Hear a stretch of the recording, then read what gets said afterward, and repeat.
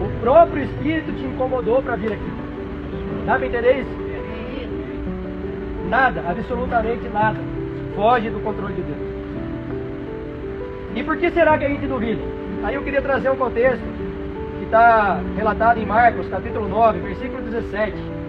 Eu vou ler até o 29. Não tenha paciência, mas preste atenção. É um da multidão respondendo, disse: Mestre, trouxe-te o meu filho, que tem um espírito mudo. Presta atenção, que é importante. E muitas vezes o tenho lançado no fogo e na água para o destruir. Mas se tu podes fazer alguma coisa, tem compaixão de nós e ajuda-nos. E Jesus disse: se tu podes crer, tudo é possível ao que crê. Tudo é possível ao que crê. Amém. E logo o pai do menino, clamando com lágrimas, disse: eu creio, Senhor, ajuda a minha incredulidade.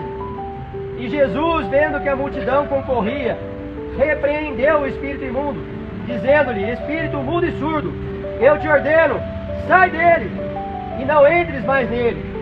E ele, clamando e agitando com violência, saiu, e ficou o menino como morto, de tal maneira que muitos diziam que estava morto. Mas Jesus, tomando-o pela mão, o ergueu, e ele se levantou. E quando entrou em casa, os seus discípulos lhe perguntaram à parte: por que não podemos nós expulsar? Os apóstolos, inclusive Pedro, que andavam com Jesus, não conseguiram expulsar aquele demônio que deixava aquele menino surdo e mudo. E Jesus disse-lhes: esta casta de demônio não pode sair com coisa alguma, a não ser com oração e jejum. E muita gente lê esse versículo e acha que Jesus está falando do demônio do menino. Não. Jesus está falando do demônio dos apóstolos, o demônio da incredulidade.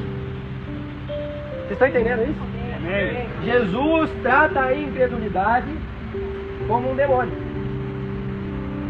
É uma força maligna que age na nossa mente. Rafael falou aqui. Um dos principais problemas é a nossa mente.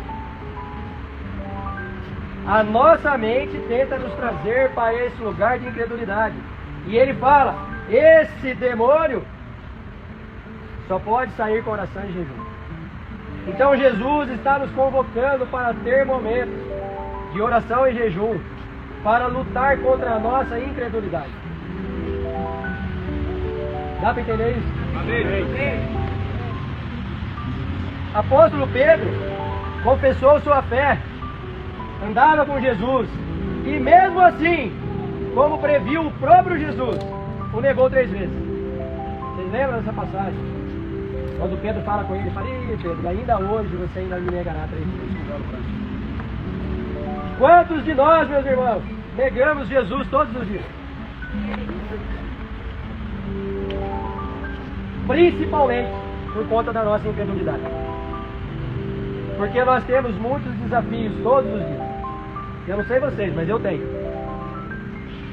E quantas vezes eu duvido que Jesus pode resolver aquela situação? Quantas vezes eu me preocupo de que aquilo não vai dar certo? Quantas vezes eu penso com medo do meu futuro e do futuro da minha família? Quem também é assim aqui? Só eu? Não. Mas deixa eu te contar uma coisa. A fórmula está colocada por Jesus. Este demônio da incredulidade só sai com oração e jejum. Nós precisamos encontrar esse lugar